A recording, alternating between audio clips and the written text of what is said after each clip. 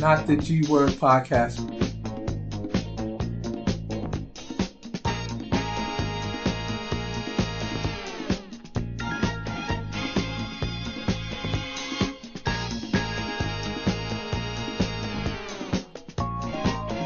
Not the G Word podcast featuring RIFF 170.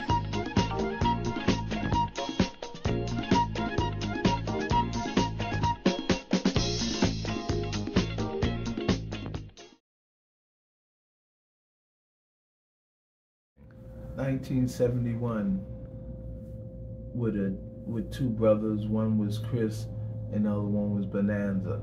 And we was in the schoolyard and I was playing basketball, and they see me doing my homework, and they told me I had a nice handwriting, and did I ever go motion tagging? And I said, motion what?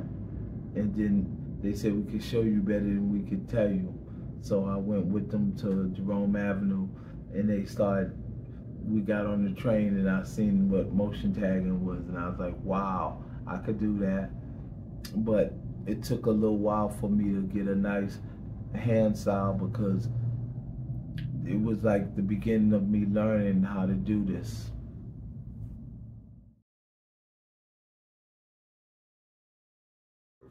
I wrote about quite a few. I wrote Stagger, I wrote Worm, I wrote As 2, I wrote Crunch, I wrote Mr. 6, I wrote Dove 2, I wrote Worm 161, I wrote Riff 170, Boy 170. I wrote a lot of things. Conan was for my brother because he couldn't go with me no more, so I started writing that for him because he was like a barbarian. And he used to write Zoc and Zonk.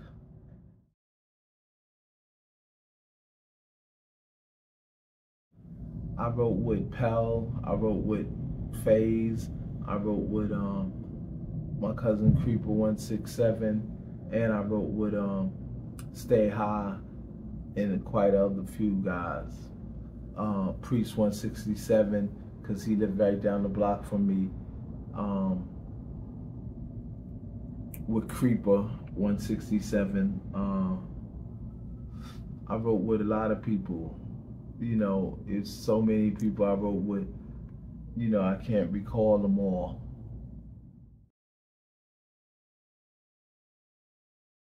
Just wanted to be different, so I just started connecting letters, and FaZe was like, they ain't gonna be able to understand that. And I was like, well, I just want to be different from everybody. I don't want to do the same thing. So I just want to make my letters stand out, and I wanted to be very, unique, and that's how it came about.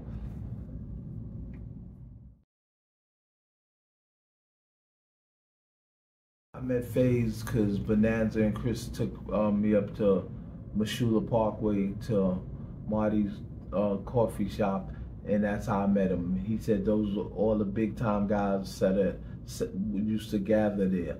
And when I went up there, FaZe was one of the guys, and Chris and Bonanza said, "Oh, you can't go over there, man. You still a toy." So they're more seasoned writers, so they're gonna let you know that you're like Mr. Nobody. But I went over anyway, and I extended my hand to FaZe and said, "FaZe, nice to meet you." And he said, "What do you write?" And I said,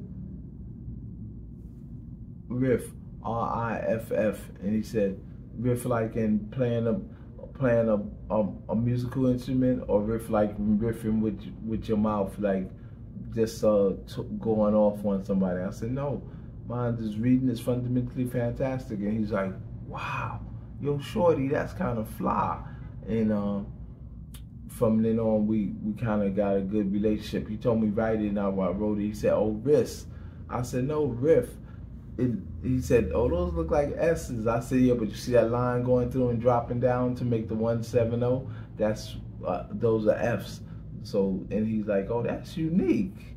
I said, "Yeah, everybody has to have a different hand style, so that's mine."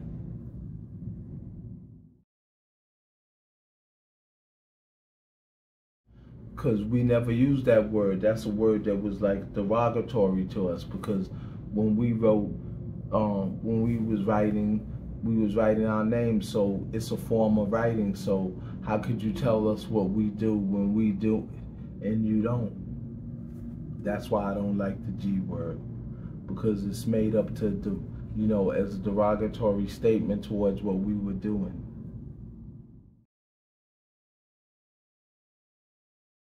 Well, Coke LaRock came to me because he knew I could draw, and he asked me to do flyers for Cool Herc.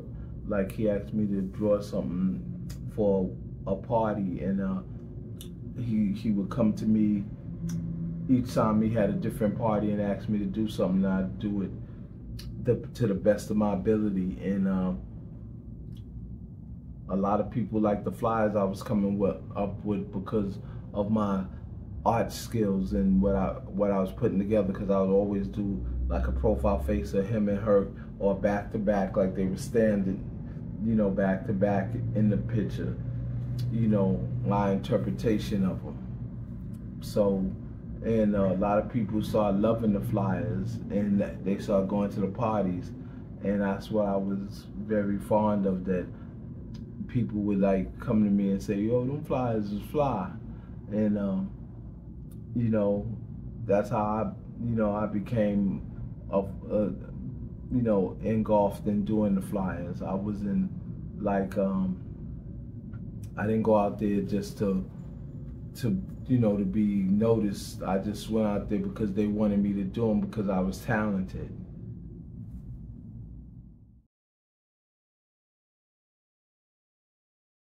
I thought Phase, I thought Super Cool, I thought Charmin, S-Pat, Big Bird, Coco, Taki, quite a people, until I found out about Julio 204, because Taki seen him before he started doing it. And that's what made me like say, wow, that's a rich history. That's good that a lot of people that are almost my age is doing what a lot of people don't like. We wasn't rebelling. We just had something else to do when they took away the after school study programs and everything out of our neighborhoods. So you left us to do something. You take away one thing, something else has to replace it.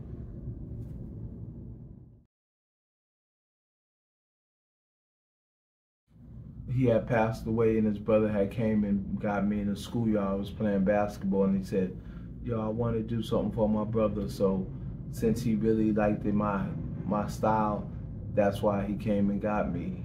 And we went and did it. He came with like about 50 cans in the shopping bags, a couple of shopping bags, and I went with him to the layup, and we started doing that car. But at the same time, we looked back and we didn't know that the cops was downstairs and the cop cars watching us, and they were, trying to figure out how they were gonna get us. And I thought that car was unique because nobody had did a 4-man car and all lined up so uniquely. If you've seen the shirt that Chain had on, you could see where everybody thought it was a special car.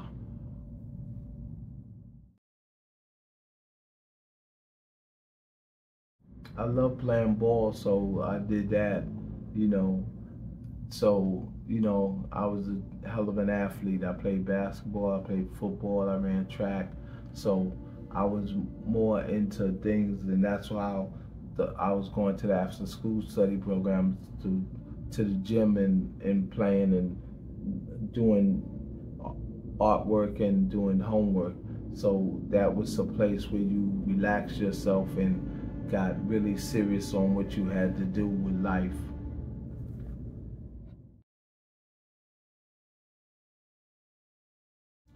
I'd like to give a shout out to Reed too, because he's a very special brother to me. I like to give a shout out to Japan 1, because he's always, hit me up and let me know that he thought I was special back then. And then I want to give a shout out to Hate 156, because he's a special friend too, and he always tried to make sure I was good. And I love to give a shout out to Kamzi from Canada, because without him I wouldn't have this opportunity to tell you all about myself and make it possible to be here and listen to what I have to say. All right, well, thank you, Riff, and I'm sure we'll be doing another little podcast soon. So anything you want to say to your fans? I just want to say keep doing what you're doing and enjoy life to the fullest, because you don't know when your time is coming.